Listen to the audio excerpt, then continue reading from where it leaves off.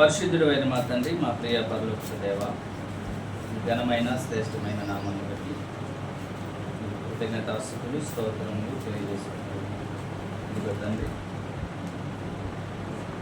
ఇంతవరకు పాటల ద్వారా మిమ్మల్ని గనపరుచున్నామని నమ్ముచున్నాం.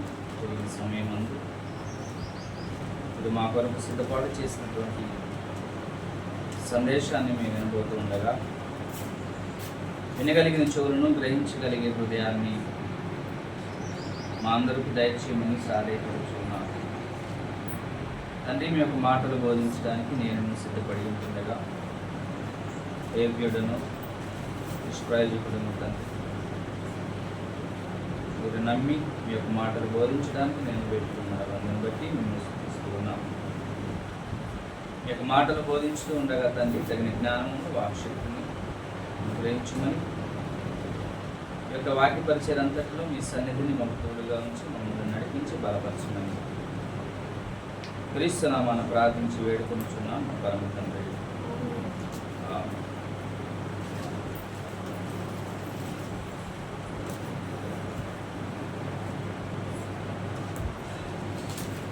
దేవుని ప్రియులారా, దేవుని యొక్క ఉద్దేశాలు మనం నేర్చుకోవడానికి ప్రయాసపడదాం.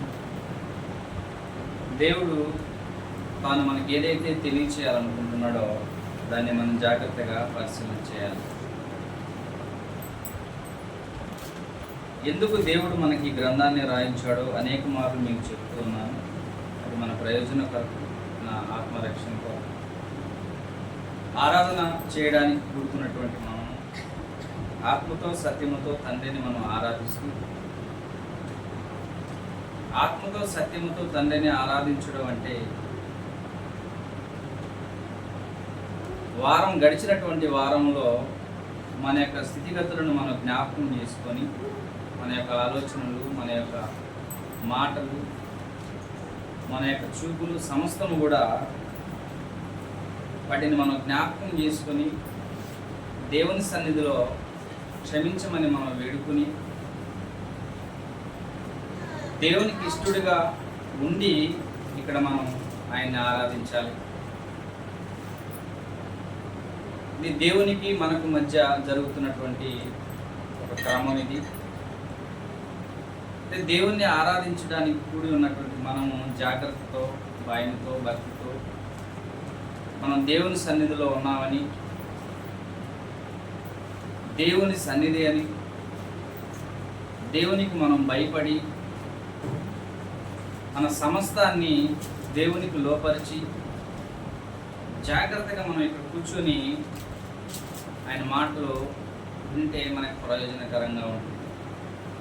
లేని ఎడల మన యొక్క స్థితి అంతా, మన యొక్క ఆరాధన అంతా నిష్ప్రయోజనంగా మార్చబడి తుదకు తీర్పు దినాన మనం నిలబడేటువంటి పరిస్థితి మనకు ఉంటుంది.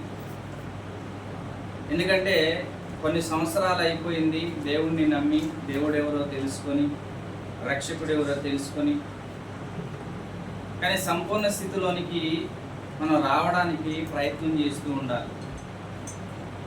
ఎప్పుడైతే సంపూర్ణ స్థితిలోనికి మనం రావడానికి మనం ప్రయత్నం చేస్తూ ఉంటామో, మన ప్రయత్నాన్ని సఫలీకృతం చేయడానికి దేవుడు ముందుంటాడు. అసలు మనం ప్రయత్నమే చేయక, ఆసక్తి మనం చూపక, దేవుడు అంటే ఆశయం మనం లేకుండా ఒకవేళ జీవిస్తే ఎటువంటి ప్రయోజనం మనకు దొరకదు. కడకు లోకంలో ఉన్న వారందరికీ దేవుళ్ళు ఉన్నట్టు మనకి కూడా ఒక దేవుడు అనుకుని మనం ఆచారంగా చేస్తుంటే చివరికి మనం నాశనానికి వెళ్ళేటువంటి పరిస్థితి మనకి ఎదురవుతుంది. కనుక దేవుని వాళ్ళారా, దేవుని ఉద్దేశాలను మనం వినడానికి ఇక్కడ కూర్చున్నాం. జాగ్రత్తగా వాటిని వినడానికి మనం ప్రయత్నించాలి. లూకాసు వార్త 23వ అధ్యాయము 27, 28 వచనాల్లో ఉన్నటువంటి సందర్భాన్ని ఈ సమయంలో మనం ఆలోచిద్దాం. 27, 28లో ప్రభు అయిన క్రీస్తు ఇక్కడ జరిగినటువంటి సందర్భం ఏంటంటే, ప్రభు అయిన క్రీస్తు గెత్సెమనే తోటలో ఆయన ప్రార్థన చేస్తూ తెల్లవారుజామున రోమా సైనికులు వచ్చి రోమా సైనికులు ఆయనని పట్టి బంధించడం అనేది జరిగింది. తెల్లవారుజామున ప్రభువైన క్రీస్తుని రోమా సైనికులు బంధించి తెల్లవారుజామున ఆయన ఏం చేస్తున్నారంటే తీసుకొని పట్టణానికి వస్తున్నారు పిలాతు ఎదుట నిలబెట్టడానికి. ఈ సందర్భంలో అక్కడ పిలాతు ఎదుట నిలబెట్టడం అనేది జరిగిపోయింది. తర్వాత ఆయన శిక్షకు అప్పగింపబడ్డాడు, మరణ శిక్షకు అప్పగింపబడ్డాడు. మరణానికి తగిన హేతు లేకపోయినా, అసలు ఏ పాపం ఎరగనటువంటి వాడు కదా, ఇంకా ఏ హేతు ఉంటుంది ప్రభువులో? ఒక దెబ్బ కూడా ఆయన ఒంటి మీద పడడానికి ఏ హేతువు లేదు ఆయనలో. అయితే ఆయన మరణానికి అప్పగింపబడ్డాడు. అనేక హింసలు పెడుతూ ఆయన్ను సిలువ వేయడానికి తీసుకుని వెళ్తున్నారు. ఈ సందర్భం మొదటి శతాబ్దంలో జరిగింది. యేసు ప్రభువుల వారిని సిలువ వేసినటువంటి ఆ కాలంలో ప్రపంచాన్ని పరిపాలిస్తున్నటువంటి వారు రోమా చక్రవర్తులు. ఎవరట? రోమా చక్రవర్తులు. ప్రపంచాన్ని పరిపాలన చేసినటువంటి చక్రవర్తుల్లో 4వ సామ్రాజ్యమే రోమా సామ్రాజ్యం. ప్రపంచాన్ని జయించినటువంటి మహాసామ్రాజ్యాలు 4టిలో చివరి మహాసామ్రాజ్యం లేక రోమా సామ్రాజ్యము ఇది 4వ సామ్రాజ్యంగా ఉంది. అయితే రోమా మహాసామ్రాజ్య పరిపాలనలో, ప్రపంచంలో పరిపాలనలో ప్రభుల వారు భూమి మీద రావడం అనేది జరిగింది. 33.5 సంవత్సరాలు బ్రతకడం అనేది జరిగింది. ఏ పాపము తనకు అంటకుండా జీవించడం అనేది జరిగింది. దేవుడు ఏదైతే చెప్పాడో, ఏ ఉద్దేశం మేరకు ప్రభువుని భూమి మీదకి పంపించాడో అదే ఉద్దేశాన్ని తన జీవితంలో నెరవేర్చడం అనేది జరిగింది. అయితే తండ్రి చిత్తాన్ని భూమి మీద నెరవేర్చినటువంటి క్రీస్తు ప్రభుకి ఎదురైనటువంటి సన్నివేశం ఏంటంటే మరణ దండన విధించడం జరిగింది.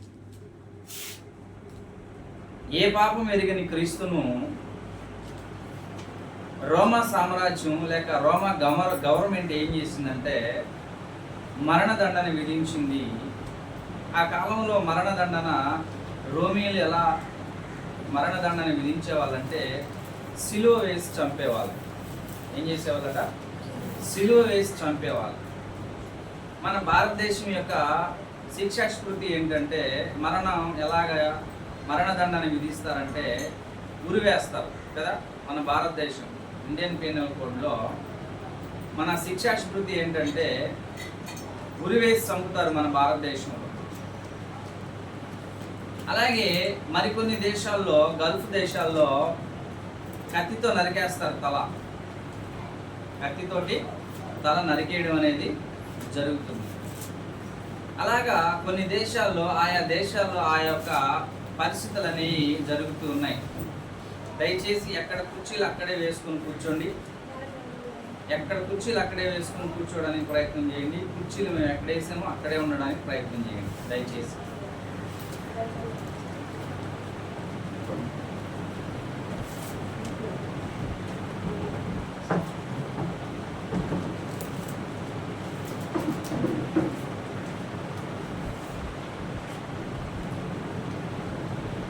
అయితే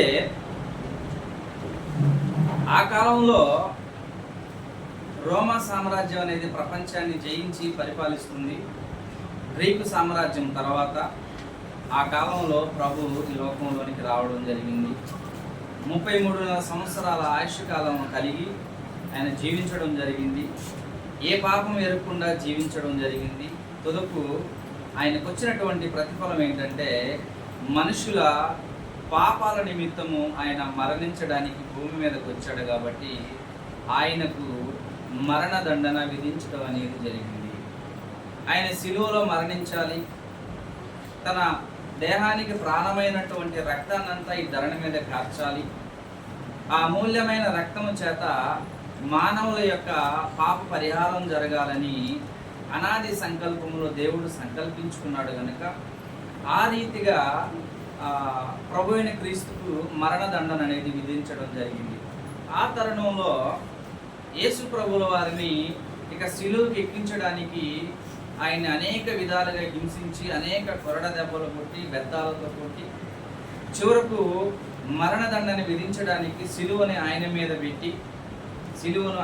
పెట్టి ఆయన్ని హింసిస్తూ ఆ కల్వరి హిల్ ఏదైతే ఉందో, ఆ పర్వతం ఏదైతే ఉందో దాని మీదకి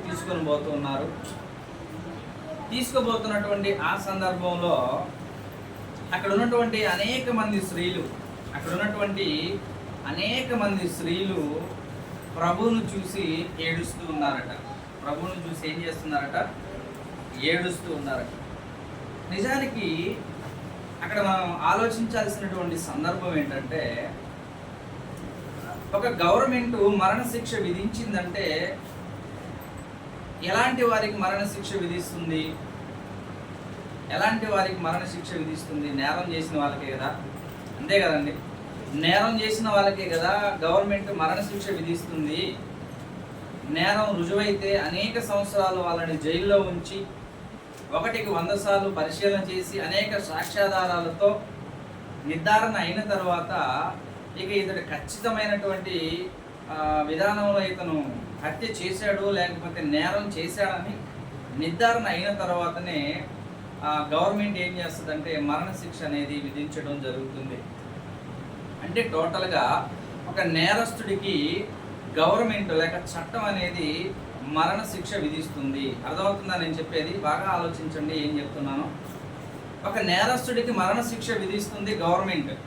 అప్పుడున్న రాజరికం కావచ్చు, ఇప్పుడున్నటువంటి గవర్నమెంట్ కావచ్చు. మరణశిక్ష విధింపబడిందంటే అతను నేరస్తుడు అయి ఉంటేనే మరణశిక్ష విధింపబడుతుంది. అయితే ఒక నేరస్తుడికి మరణశిక్ష విధిస్తుంటే ఊరిలో ఉన్నటువంటి ప్రజలందరూ ఏడవలసిన అవసరం ఏముంది? అర్థమవుతుందా నేనేం చెప్పాలనుకుంటున్నాను? ఒక నేరస్తుడికి మరణశిక్ష విధిస్తున్నాడు అంటే మరణశిక్ష విధింపబడినటువంటి ఒక నేరస్తులను చూసి ఊరిలో ఉన్నటువంటి స్త్రీ పురుషులందరూ ఏడవలసినటువంటి అవసరత ఏముంది? వాడికి అలాగే జరగాలి. వాడు ఎంతమంది ఇళ్లలో పడి దొంగతనాలు చేశాడు, ఎంతమందిని నాశనం చేశాడు, ఎంతమందిని చంపాడు, ఇటు గవర్నమెంట్ని పాడు చేశాడు, ఇటు ప్రజల్ని నాశనం చేశాడు. కాబట్టి వాడికి అలా జరగాలని అని అనుకుంటుంది సహజంగా ఉన్నటువంటి ప్రజలు. అయితే యేసు ప్రభువుకి మరణశిక్ష విధింపబడిన తర్వాత ఆయన శిలువనెత్తుకొని భారంగా ఆయన ప్రయాణం చేస్తున్నప్పుడు మరి అక్కడ ఉన్నటువంటి యెరూషలేము స్త్రీలందరూ ఎందుకు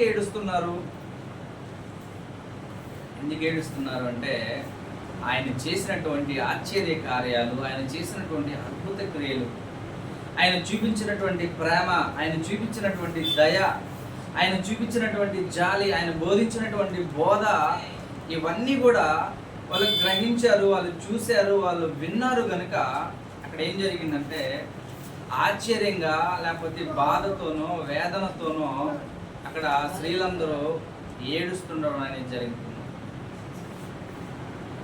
ఒక మంచివాడిని కొడుతుంటే జనాలు ఏడుస్తారు కదండి, బాధ ఉంటుంది కదండి.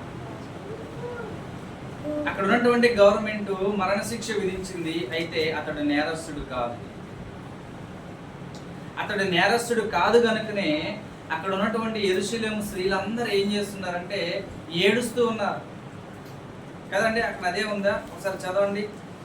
లూకాసు వార్త 23:27 గొప్ప జనసమూహమును ఆయనను గూర్చి రొమ్ము కొట్టుకొనుచు దుఃఖించుచున్న చాలా మంది స్త్రీలు ఆయనను వెంబడించుచున్నారు. ఒక నేరస్తుడు అయ్యుంటే, అతడు దుర్మార్గుడు అయ్యుంటే, మరణశిక్షకు అప్పగింపబడిన వాడు నేరస్తుడే అయ్యుంటే అక్కడ ఉన్నటువంటి స్త్రీలందరూ ఏడవాల్సినటువంటి అవసరం ఎందుకుంది చెప్పండి? ఈ విధానంలో గ్రంథాన్ని మనం ఆలోచన చేయాలి. ఎందుకు ఇతన్ని మరణశిక్ష విధిస్తుంటే ఎందుకు ఊరు జనాలంతా ఏడుస్తున్నారు? ఒక వ్యక్తి నేరస్తుడు అయితేనే కదా చట్టం ఆయన్ని మరణశిక్ష విధిస్తుంది. మరి ఈయనకి మరణశిక్ష విధించినప్పుడు అక్కడ ఉన్నటువంటి స్త్రీలందరూ ఎందుకు ఏడుస్తున్నారు అంటే ఇతడు నేరస్తుడు కాదు, యేసు ప్రభు ఎవరు కాదట? నేరస్తుడు కాదు. పాపుల మధ్య, నేరస్తుల మధ్య శిలువ మరణం పొందాడే తప్ప ఆయన నేరస్తుడు కాదు. నేరస్తుడు కాదు.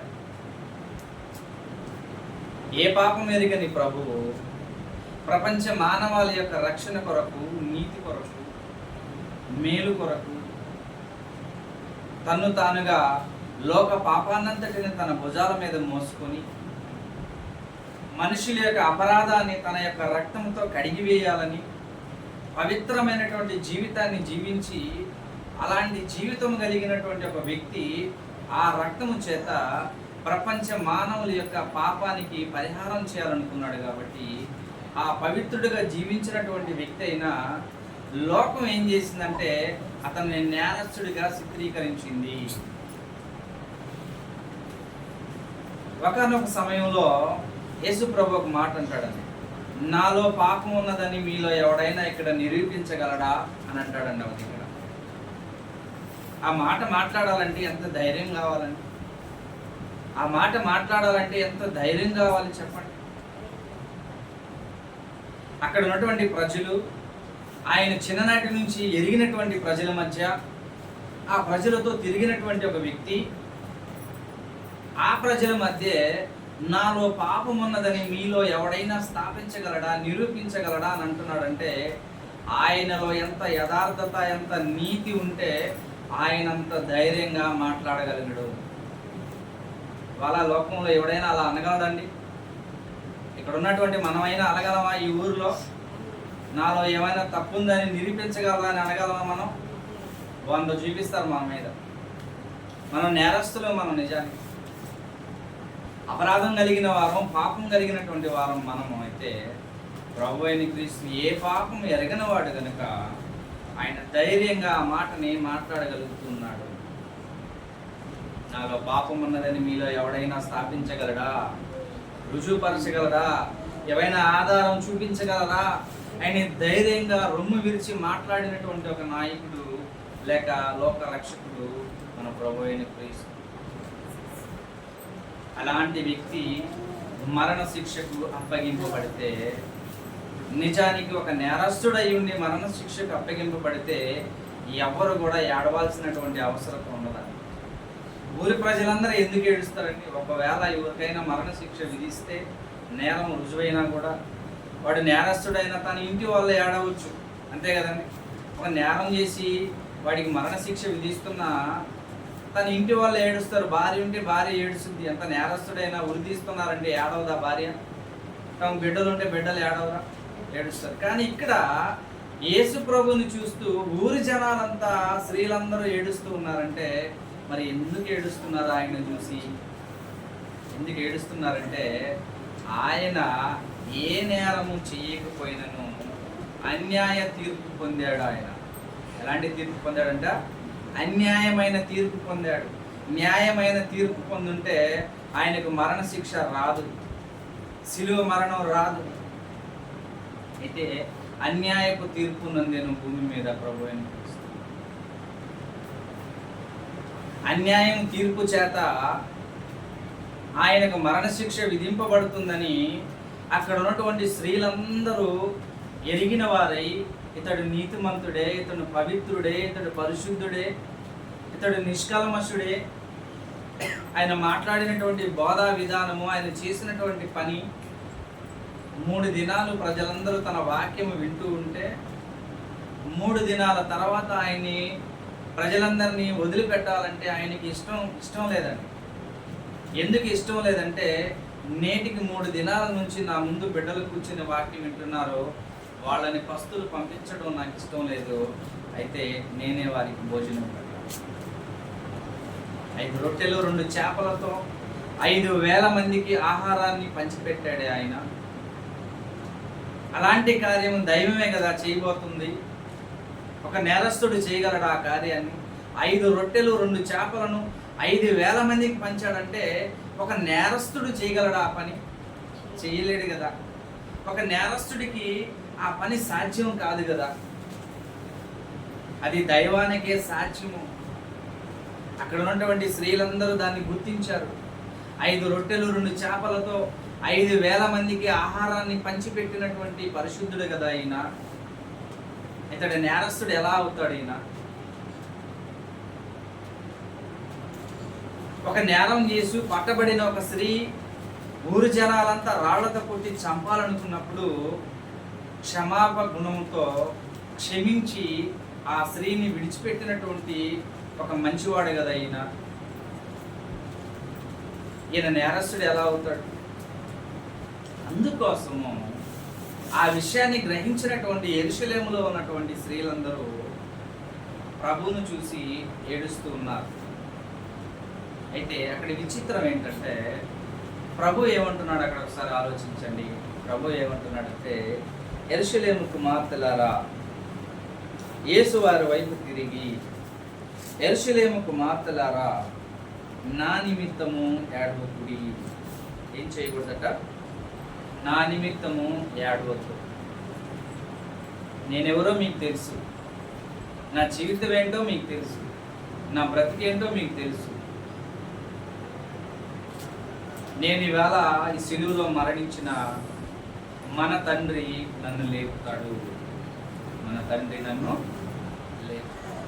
నా తండ్రి నన్ను లేపుతాడు. తన యొక్క బలాతిశయం చేత నన్ను లేపుతాడు. నన్ను లేపి తన కుడి పార్శ్వాన కూర్చుండబెట్టుకుంటాడు. కాబట్టి నాకు వచ్చిన నష్టం ఏమీ లేదు, నాకు వచ్చిన చింత ఏమీ లేదు.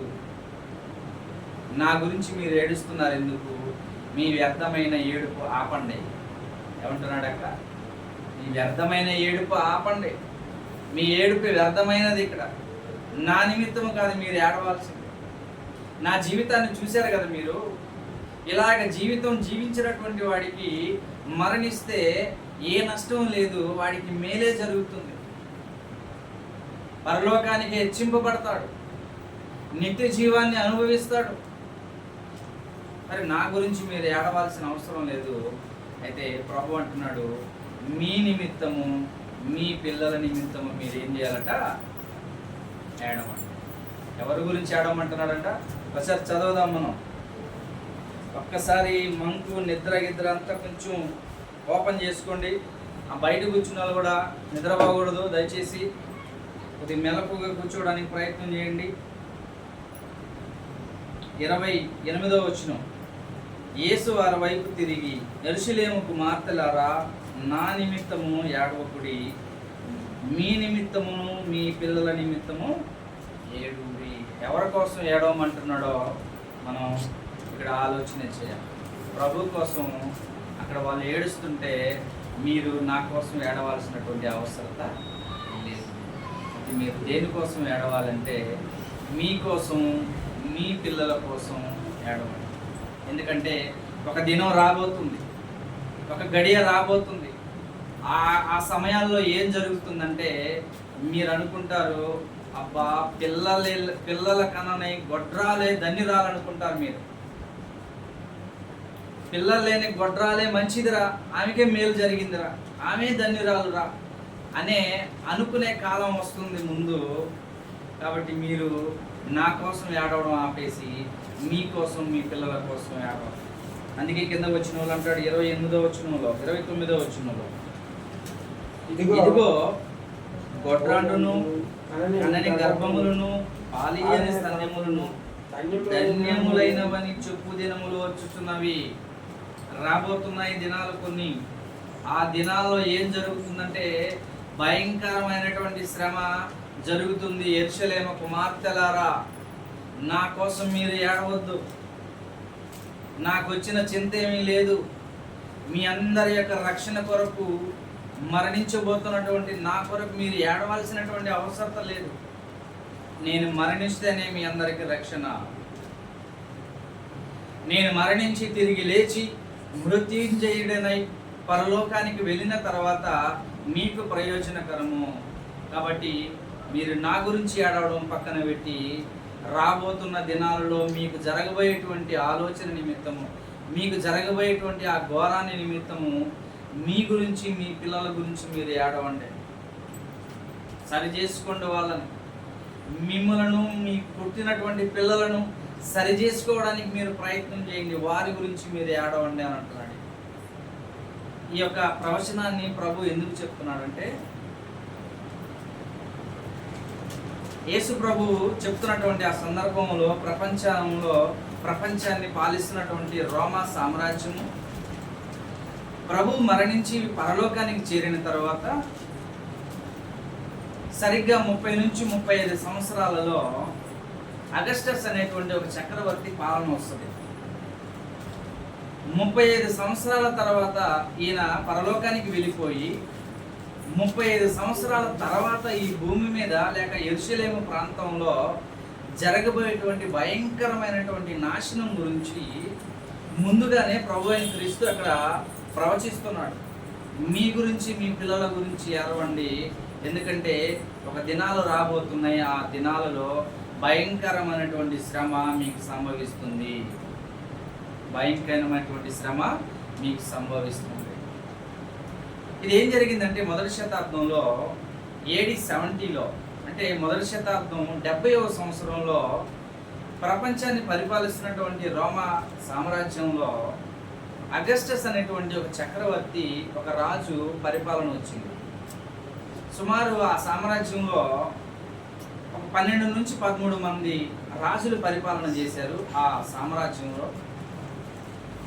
అది క్రీస్తు పూర్వం 26 నుంచి ప్రారంభించబడి క్రీస్తు శకం 300 వరకు రోమా సామ్రాజ్యం అనేది ప్రపంచాన్ని పరిపాలించింది. ఎప్పటి నుంచి ఎప్పటిదాకట? క్రీస్తు పూర్వం 20 నుంచి క్రీస్తు శకం 300 సంవత్సరాల వరకు ప్రపంచం మొత్తాన్ని ఒకే రాజ్యము పరిపాలనలో ఉంది. ఆ రాజ్యం ఏంటి అంటే రోమా సామ్రాజ్యము. ఏంటట? రోమన్ సామ్రాజ్యం. వాళ్ళ సామ్రాజ్యంలోనే, వాళ్ళ కాలంలోనే ప్రపంచవ్యాప్తంగా ఆసియం చర్చిలు నిర్మాణం అనేది జరిగింది. ప్రపంచం ఆ చివరి నుంచి ఈ చివరి వరకు ఏ దేశంలో అయినా ఆసియం చర్చి లేని దేశాలు అంటూ లేవు. ఎందుకు అలా నిర్మాణం జరగగలిగినాయి అని అంటే, క్రీస్తు శకం 300 సంవత్సరాల వరకు ప్రపంచం మొత్తాన్ని రోమా సామ్రాజ్యం పాలించింది. ఇది మీరు వినడానికి కొంచెం గట్టిగా ప్రయత్నం చేయండి, తెలుసుకుంటే మీకు చాలా ముఖ్యం. ఇది ప్రపంచాన్ని 300 సంవత్సరాల్లో, అంటే మొదటి క్రీస్తు శకం 300 వరకు ప్రపంచం మొత్తాన్ని పరిపాలించింది ఒక సామ్రాజ్యము, అది రోమా సామ్రాజ్యం. ఈ టైంలో ఏం జరిగిందంటే, ప్రపంచంలో ఉన్న అన్ని దేశాల్లో, అన్ని ప్రాంతాల్లో ఈ ఆసియం చర్చి అనేవి కూడా నిర్మాణం అనేది జరిగిందండి. సరే, ఆ విషయాన్ని పక్కన పెడితే, ఆ టైంలో యేసు ప్రభు మరణించిన తర్వాత ఒక 35 సంవత్సరాల తర్వాత అగస్టస్ అనేటువంటి ఒక చక్రవర్తి పాలనలోకి వచ్చిన తర్వాత ఆయన ఏం చేశాడంటే, యూదుల మీద కక్ష పెంచుకున్నాడు. ఏం చేశాడు ఆయన? ఇశ్రాయేలుల మీద కక్ష పెంచుకున్నాడు. ఎందుకు ఇశ్రాయేలు మీద కక్ష పెంచుకున్నాడు ఆ రాజు అంటే, ఇశ్రాయేలు ప్రజలు చాలా బలవంతులు, చాలా జ్ఞానవంతులు, తెలివైన వారు, వాళ్ళ జనాంగం కూడా విస్తరిస్తుంది. కాబట్టి రానున్న దినాలలో వారు మన మీద యుద్ధం చేసి మన చేతుల్లో ఉన్న రాజ్యాన్ని వాళ్ళు పొందుతారేమో, వాళ్ళు సాధిస్తారేమో.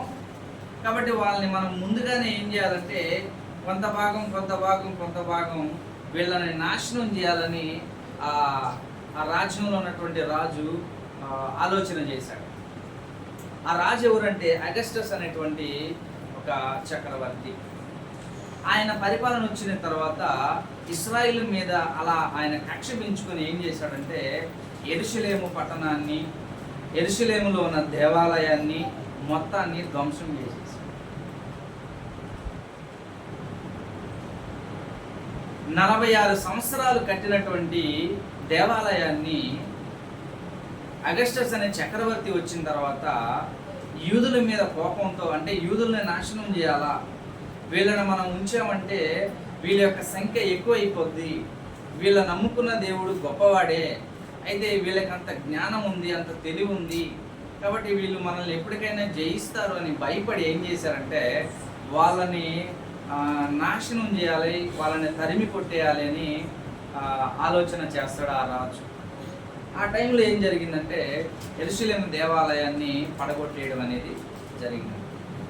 మొదటి శతాబ్దం 70 సంవత్సరంలో యెరూషలేము దేవాలయాన్ని మరి రోమా సామ్రాజ్యంలో ఉన్నటువంటి రాజు పడగొట్టేయడం అనేది జరిగింది. ఈ విషయాన్ని యేసు ప్రభు భూమి మీద ఉన్నప్పుడే ఆయన మరణించిన 35 సంవత్సరాల తర్వాత యెరూషలేములో ఏం జరుగుద్దో ముందుగానే చెప్పేశాడు. ఆయన ఏం చేశాడు? యేసు ప్రభు ముందుగానే చెప్పాడు. ఆ మాటలను ఒకసారి మనం ఆలోచన చేద్దాం.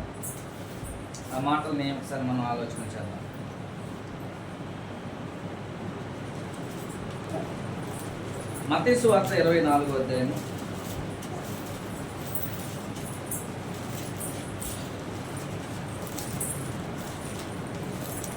లూకాసు వార్తలోనే చూద్దాము. లూకాసు వార్త 19వ అధ్యాయము.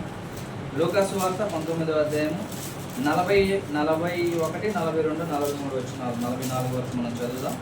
లూకాసు వార్త 19వ అధ్యాయం 41 నుంచి మనం చదువుదాం. ఆయన పట్టణమునకు సమీపించినప్పుడు దానిని చూచి దాని విషయమై ఏడ్చి.